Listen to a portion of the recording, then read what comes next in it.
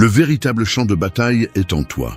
Pas dans ce qu'on te dit, ni dans ce qu'on te fait, mais dans la façon dont tu réponds à tout cela. La guerre qui compte le plus n'est pas menée à l'extérieur, mais dans le silence de ton esprit, où tes pensées peuvent te sauver ou te détruire. C'est là que se mesure la force d'un homme, non pas dans sa capacité à contrôler le monde, mais dans sa capacité à se contrôler lui-même. Nous vivons entourés de distractions, d'opinions, de désirs qui ne nous appartiennent pas. On nous a appris à lutter contre tout, sauf contre nous-mêmes. Et c'est pourquoi la plupart se perdent dans la quête du pouvoir, sans comprendre que le véritable pouvoir n'est pas de dominer les autres, mais de dominer son propre esprit. La philosophie stoïcienne l'a dit il y a des siècles. Celui qui contrôle ses pensées contrôle son destin. Il ne s'agit pas de fuir le chaos, mais d'apprendre à rester calme en son sein. Il ne s'agit pas d'éviter la douleur, mais de la transformer en discipline. La paix intérieure n'est pas passivité, c'est maîtrise. La force n'est pas rigidité, c'est clarté.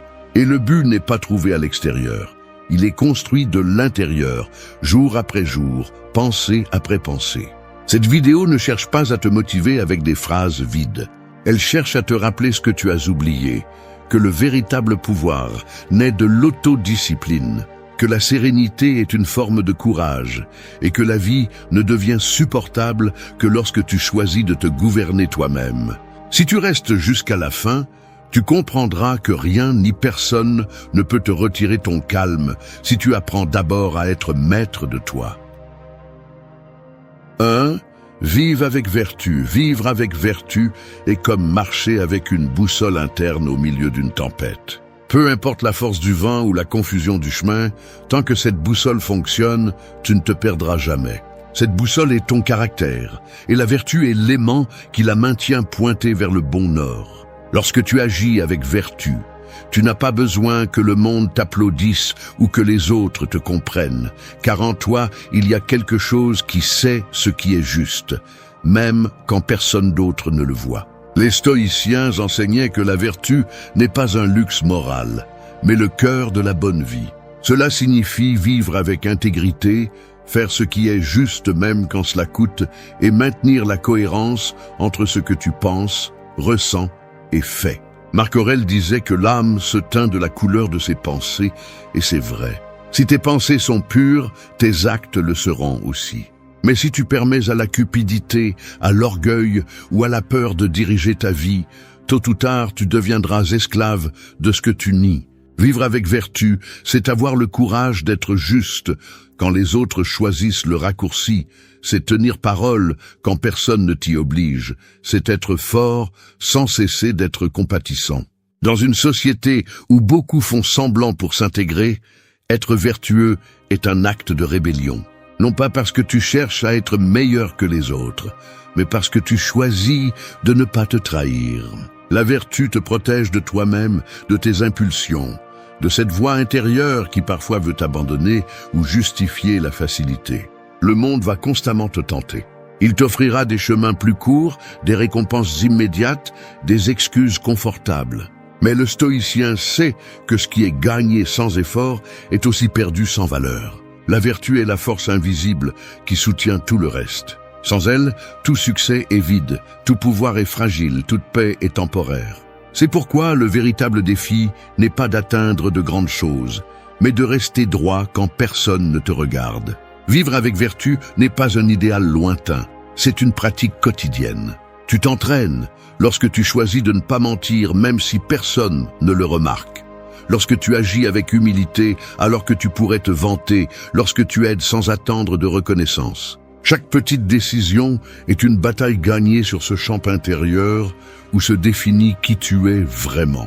Et même si parfois il semble que vivre avec vertu te laisse seul, la vérité est que tu es accompagné de quelque chose de plus grand. La tranquillité de savoir que ta vie a du poids, un but et une direction. Parce que la vertu, même si le monde ne la comprend pas, finit toujours par être le chemin le plus puissant. 2. Concentre-toi sur ce que tu contrôles. Le chaos de la vie ressemble à une tempête en mer. Tu peux crier contre le vent, maudire les vagues ou essayer de bouger le ciel avec tes mains, mais rien de tout cela n'apaisera la marée. Ce n'est que lorsque tu prends la barre et acceptes que tu ne peux pas changer la mer, mais bien comment tu navigues dessus, que tu reprends le contrôle. C'est l'essence du stoïcisme. Arrêter de t'épuiser pour ce que tu ne peux pas contrôler et te concentrer sur ce qui dépend de toi. La plupart des gens sont esclaves du résultat. Ils se frustrent lorsque les choses ne se passent pas comme prévu, lorsque quelqu'un n'agit pas comme il le souhaite, lorsque le monde ne suit pas leur plan.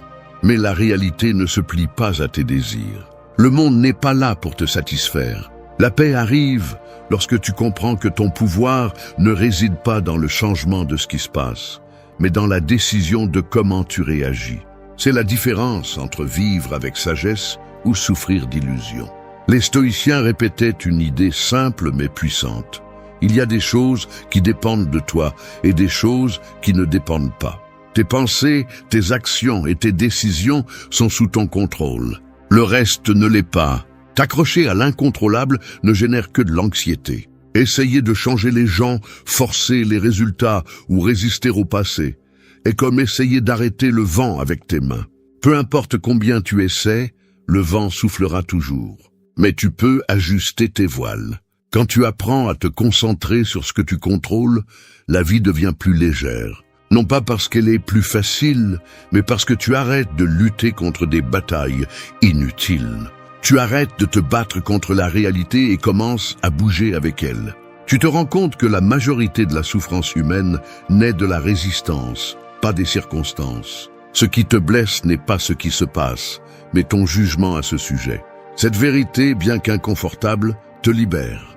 Tu ne peux pas contrôler l'économie, les opinions des autres ou les aléas du destin. Mais tu peux contrôler ta discipline, ta réponse et ton approche.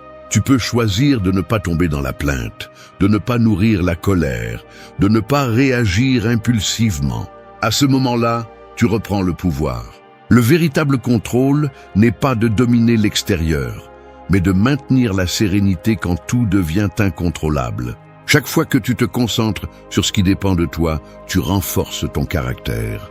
Et chaque fois que tu donnes ton énergie à ce que tu ne peux pas changer, tu t'affaiblis. C'est simple. Soit tu gouvernes ton esprit, soit il te gouverne. Les stoïciens le savaient bien et leur paix venait de cette clarté.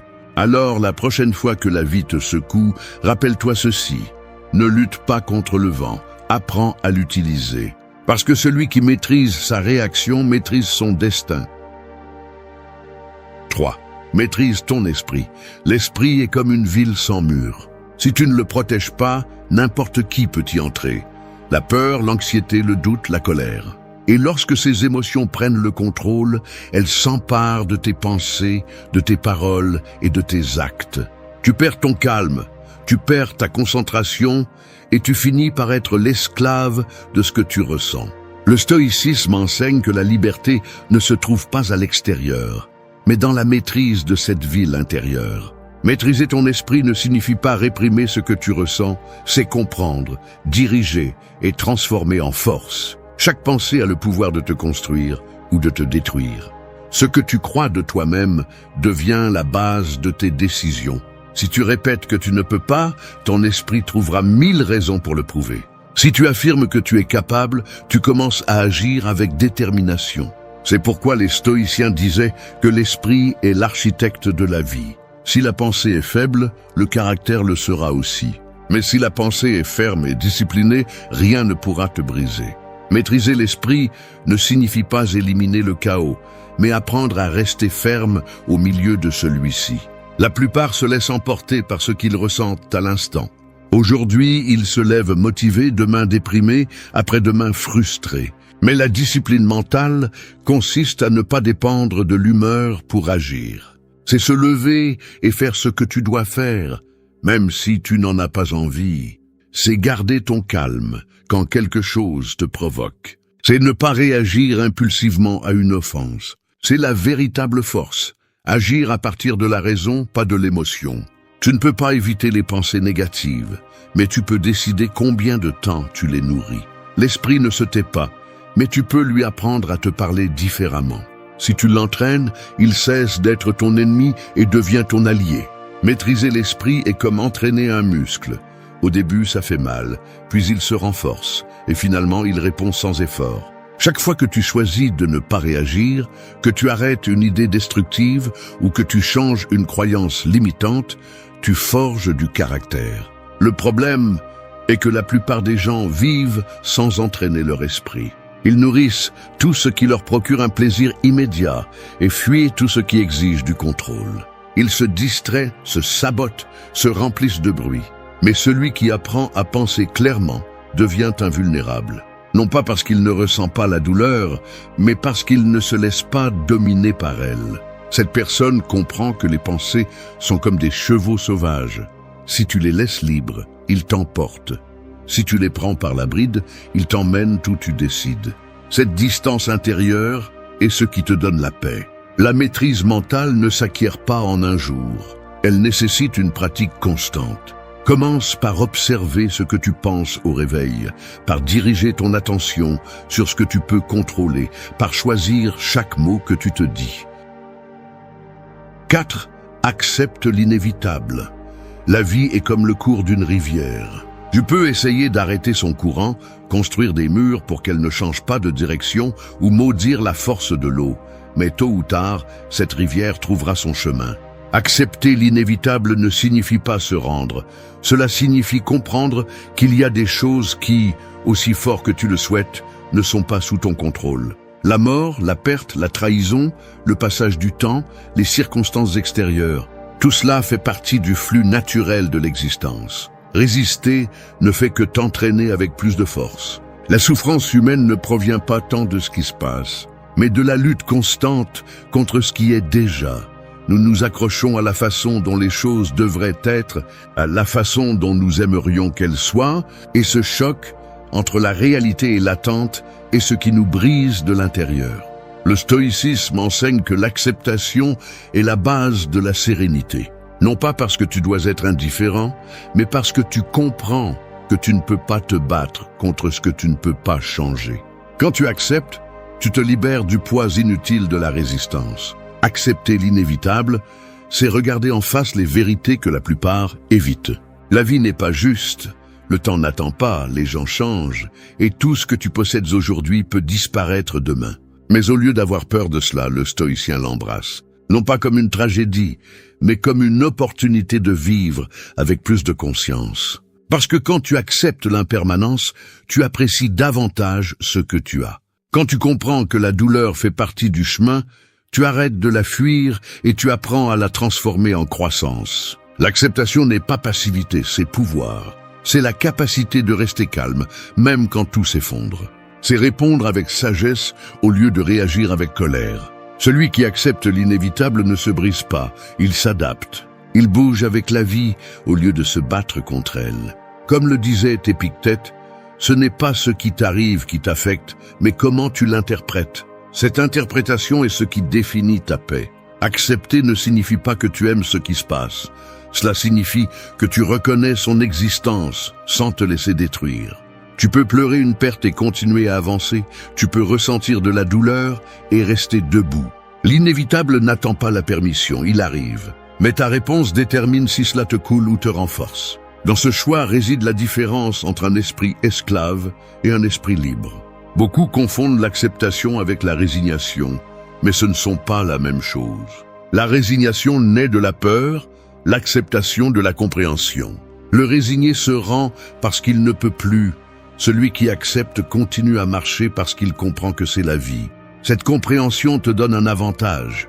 Tu ne perds plus d'énergie sur l'impossible, tu la concentres sur ce que tu peux transformer. Accepter l'inévitable implique aussi de faire confiance. Faire confiance que tout ce qui se passe, même si ça fait mal, a un but caché qui te pousse à grandir. Tu arrêtes de porter le poids de ce qui ne dépend pas de toi et tu marches plus léger. Tu apprends que chaque fin apporte une nouvelle façon de commencer. L'acceptation est le pont entre la douleur et la sagesse. Et quand tu traverses ce pont, tu découvres que la paix n'est pas dans le changement du monde, mais dans la paix avec lui, même quand il ne correspond pas à tes désirs. 5. Transforme l'adversité. Le feu peut consumer ou forger, tout dépend de ce que vous y mettez.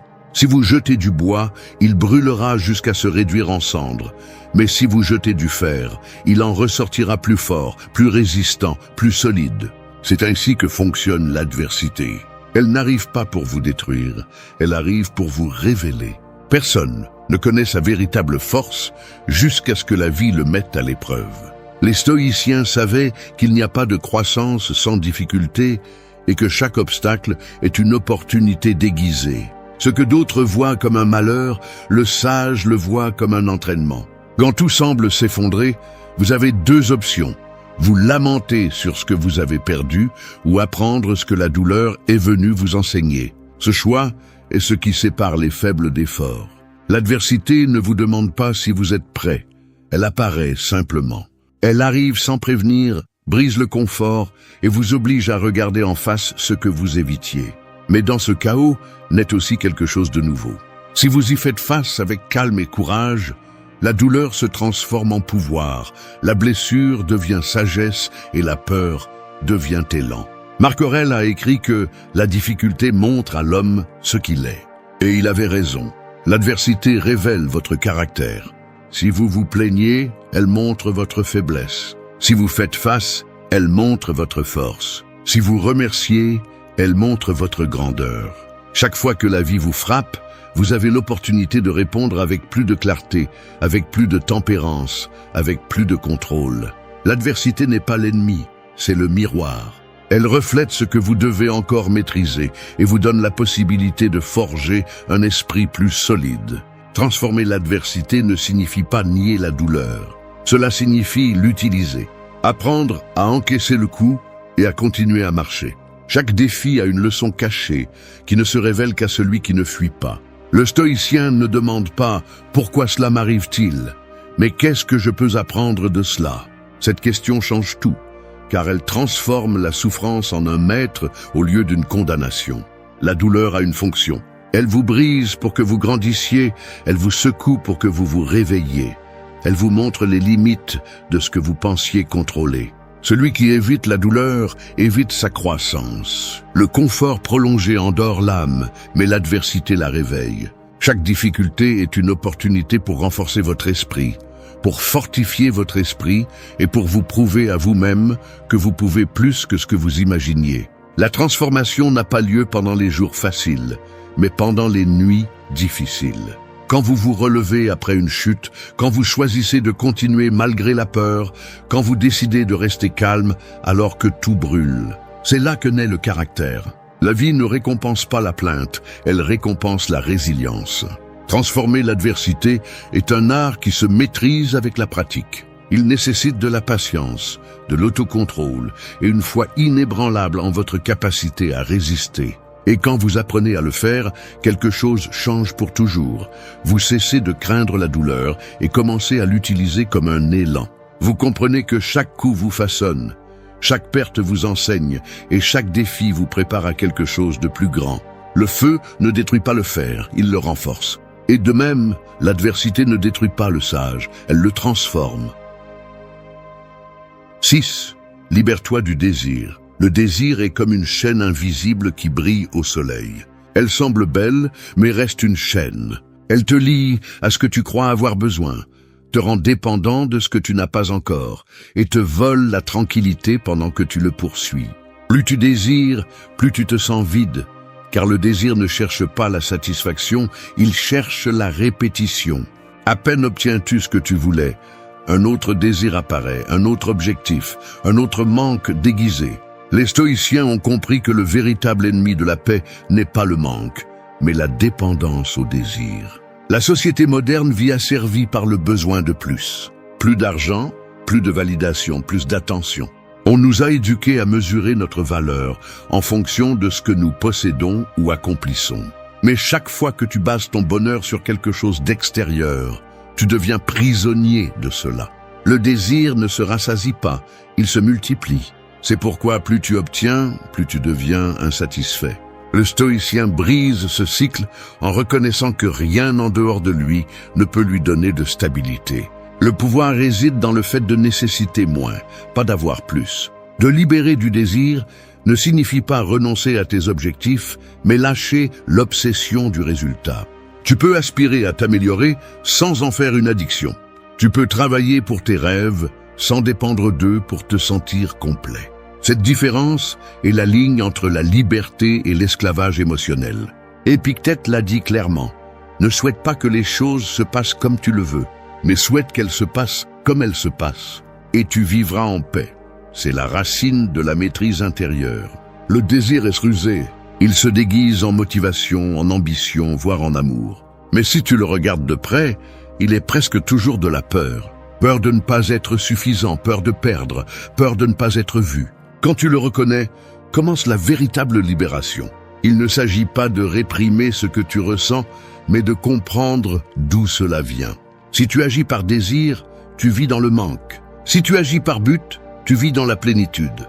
Le désir te pousse vers l'extérieur, le but te centre sur l'intérieur. La liberté n'arrive pas quand tu obtiens tout ce que tu veux, mais quand tu peux être en paix, même sans l'avoir. C'est le point où le désir ne te domine plus, parce que tu sais que ta valeur ne dépend de rien en dehors de toi. Les stoïciens vivaient avec peu, non par mépris du matériel, mais parce qu'ils comprenaient que le matériel n'était jamais la source du bonheur.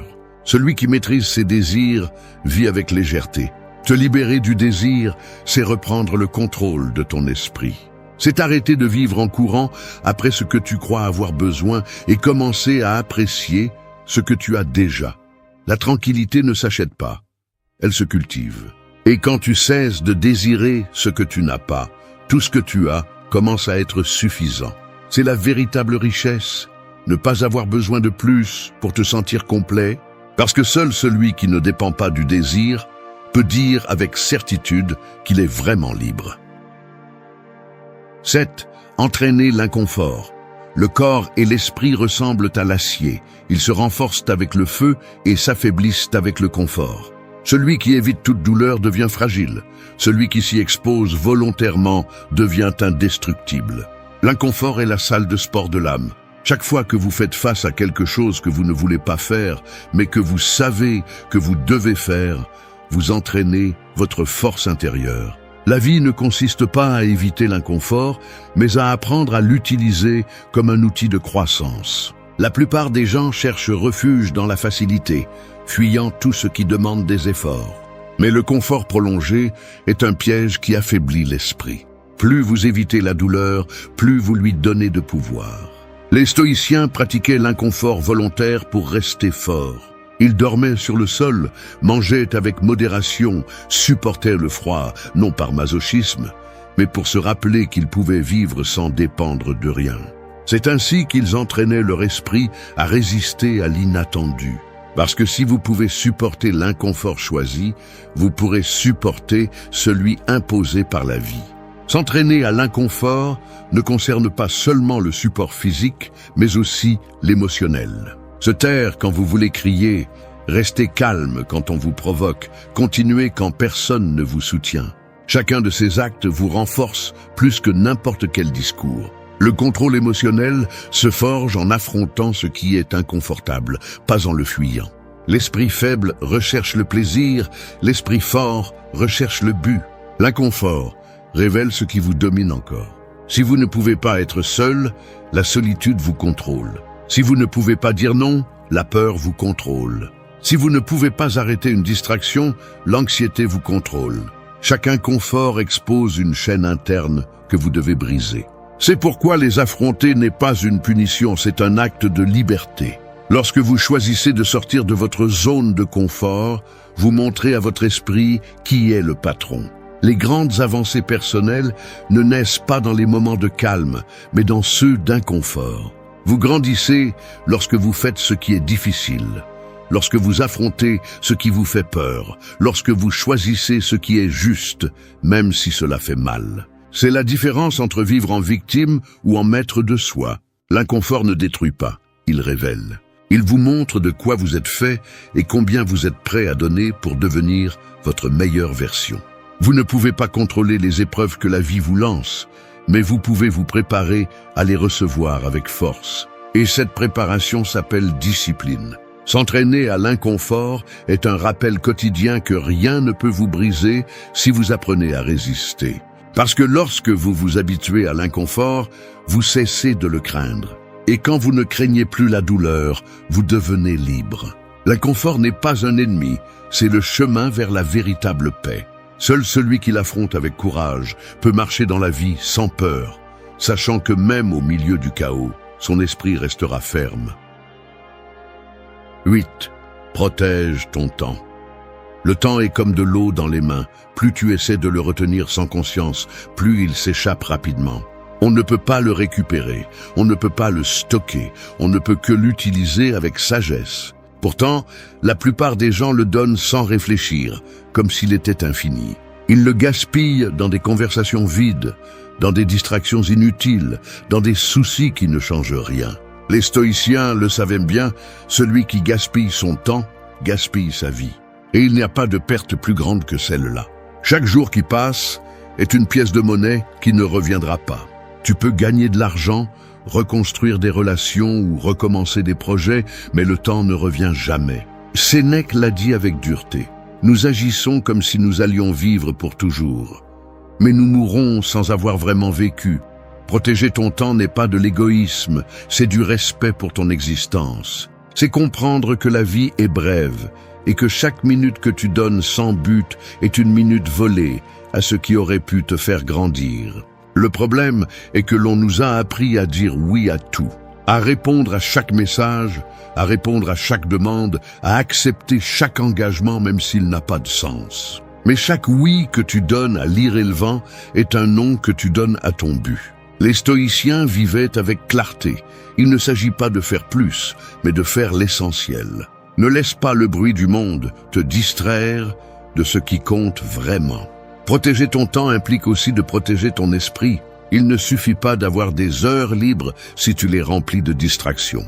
Tu peux perdre autant de temps à regarder un écran qu'à te perdre dans des pensées qui ne te mènent nulle part. L'attention est la nouvelle monnaie de l'âme. Ce que tes pensées capturent, tes heures le capturent.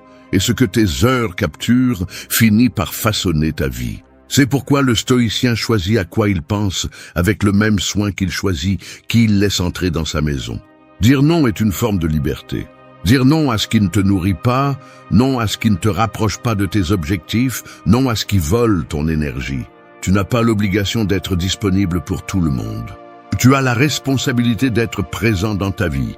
Celui qui ne protège pas son temps finit par vivre celui des autres. Et quand il s'en rend compte, il est trop tard. Le temps ne se négocie pas, il se respecte. Chaque matin est une occasion de décider si tu vas utiliser la journée comme un cadeau ou la gaspiller comme si tu en avais des milliers d'autres. Les stoïciens ont compris que bien vivre ne consiste pas à avoir plus de jours, mais à faire que les jours aient plus de vie. Protège ton temps comme le ferait quelqu'un qui comprend sa valeur. Parce que quand l'horloge s'arrêtera, la seule chose qui comptera ne sera pas combien tu as vécu, mais comment tu as utilisé chaque moment que tu as eu. 9. Vive en harmonie.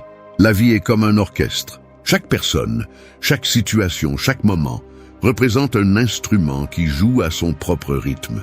Tu ne peux pas contrôler toutes les notes ni décider quand elles sonnent, mais tu peux choisir comment jouer les tiennes. Quand tu le fais avec équilibre, le bruit du monde se transforme en musique. Vivre en harmonie ne signifie pas que tout est sous contrôle. Cela signifie que tu apprends à te déplacer au rythme de ce qui se passe sans perdre ton centre. Les stoïciens enseignaient que l'harmonie naît lorsque la raison et la nature agissent conjointement. La nature ne se plaint pas de l'hiver ni de la chaleur, elle ne discute pas avec ce qui est, elle coule simplement.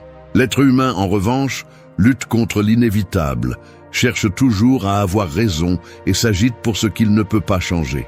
Cette déconnexion entre la réalité et l'esprit est ce qui crée le chaos interne. La paix arrive quand tu arrêtes de résister et commences à couler avec ce que la vie te présente. Vivre en harmonie n'est pas te retirer du monde. C'est apprendre à te déplacer à l'intérieur sans te perdre. C'est garder son calme pendant que tout change. C'est écouter sans réagir avec jugement. C'est accepter sans te résigner. L'harmonie naît de l'équilibre entre l'action et l'acceptation, entre l'effort et la sérénité. Quand tu comprends cela, tu découvres que tu n'as pas besoin de contrôler quoi que ce soit pour être en paix. Tu as juste besoin de comprendre ta place dans le tout. Marc Aurèle disait que nous faisons partie d'un même organisme, comme les membres d'un corps. Si une partie souffre, tout le corps le ressent. L'harmonie implique de reconnaître cette connexion. Tu ne peux pas vivre en paix si tu gardes de la haine, si tu te déplaces avec ressentiment ou si ton esprit est en guerre avec les autres. Le stoïcien cherche à agir avec justice, non par moralité, mais parce qu'il sait que le déséquilibre en un affecte le tout. La véritable force réside dans le maintien du calme, quel que soit l'environnement, dans la réponse avec raison quand les autres réagissent impulsivement. Vivre en harmonie signifie aussi aligner ce que tu penses, ressens et fais. Quand tes pensées vont dans une direction et tes actions dans une autre, l'esprit se fragmente. Mais quand il y a cohérence, tout coule avec clarté. Cette cohérence se construit en choisissant la vertu au-dessus du plaisir, le but au-dessus de la distraction, le calme au-dessus de la réaction. L'harmonie intérieure ne dépend pas de ce que tu as, mais de comment tu interprètes ce qui t'arrive. Tu ne peux pas contrôler le rythme de la vie, mais tu peux apprendre à danser avec lui. L'harmonie ne se cherche pas dans le silence. Elle se trouve au milieu du bruit quand tu décides de ne pas te laisser emporter par lui. Vivre en harmonie est un art, et comme tout art, il nécessite de la pratique. Cela signifie accepter que le monde ne sera pas toujours juste, que les gens n'agiront pas toujours bien, mais que tu peux toujours choisir de garder la paix. Parce que la vraie victoire n'est pas d'avoir raison, c'est de ne pas perdre son calme. Quand tu y parviens, le monde cesse d'être un champ de bataille et devient une symphonie dans laquelle enfin tout s'emboîte. 10. Contrôle tes réactions. Les mots, les gestes et les impulsions sont comme des flèches. Une fois lancés, il n'y a aucun moyen de les arrêter. Tu peux t'excuser, essayer de réparer les dégâts ou te justifier, mais ce qui a été dit ne revient pas. Contrôler tes réactions, c'est apprendre à retenir ta main avant de lâcher la flèche. C'est avoir le contrôle de toi-même quand tout en toi veut exploser. La plupart des gens perdent plus à cause d'une réaction impulsive que d'une erreur calculée. Le sage ne réagit pas, il répond. La vie est pleine de provocations. Des personnes qui te défient, des situations qui te frustrent, des imprévus qui interrompent ta tranquillité. Tu ne peux pas empêcher qu'ils se produisent, mais tu peux décider comment les affronter. Chaque réaction excessive est une cession de pouvoir. Quand quelqu'un réussit à te perturber, il te contrôle. Mais quand tu gardes ton calme, l'énergie change. Rien ne déconcerte plus celui qui cherche ta réaction que ta sérénité. Le stoïcien ne réprime pas, il observe. Il ne nie pas l'émotion, il la comprend avant d'agir. Contrôler tes réactions n'est pas de la froideur, c'est de l'intelligence émotionnelle. C'est savoir quand parler et quand se taire, quand bouger et quand rester immobile. L'esprit réagit par instinct, l'âme répond avec raison. Si tu laisses l'émotion gouverner, tu perdras l'équilibre. Mais si tu la reconnais et choisis ta réponse, tu deviens maître de toi-même. C'est la différence entre un esclave de ses impulsions et un maître de son esprit. Les stoïciens pratiquaient ce contrôle tous les jours. Marc Aurèle écrivait dans son journal avant de se coucher, réfléchissant à la façon dont il avait réagi aux difficultés. Il ne cherchait pas la perfection, il cherchait le progrès. Parce que la maîtrise ne se réalise pas du jour au lendemain, elle s'entraîne à chaque petit moment où tu choisis de ne pas succomber à la provocation. Contrôler tes réactions est un acte de force silencieuse. Personne ne le voit, mais tu le sens. Et ce self-control devient ton bouclier face au chaos. Les gens forts ne sont pas ceux qui crient le plus fort. Ce sont ceux qui n'ont pas besoin de crier pour garder leur pouvoir. Le calme déconcerte celui qui attend un conflit. La patience désarme celui qui cherche la bagarre. Quand tu ne réagis pas, tu ne te noies pas dans l'émotion de l'autre. Tu restes ferme, centré, libre. Chaque fois que tu choisis de répondre avec clarté plutôt qu'avec impulsivité, tu renforces ton esprit. Et avec le temps, ce calme devient ton état naturel, pas une exception. Contrôler tes réactions n'est pas nier ce que tu ressens, c'est le diriger. C'est transformer la colère en fermeté, la tristesse en réflexion, la déception en apprentissage. Chaque émotion a de l'énergie, et si tu apprends à la canaliser, rien ne te domine. Les stoïciens le savaient, celui qui se contrôle lui-même a déjà gagné la bataille la plus difficile. Parce que la plus grande victoire n'est pas sur les autres, mais sur toi-même. Et quand tu atteins ce niveau de contrôle, le monde peut trembler, mais tu restes inébranlable. Merci d'être resté jusqu'à la fin de la vidéo. Si vous avez tout vu, commentez « Je suis stoïcien » comme notre signe secret, indiquant que vous êtes un véritable apprenant du stoïcisme. N'oubliez pas de vous abonner et de liker la vidéo si elle vous a plu. Rendez-vous dans la prochaine vidéo et rappelez-vous, continuez à cultiver votre esprit stoïque.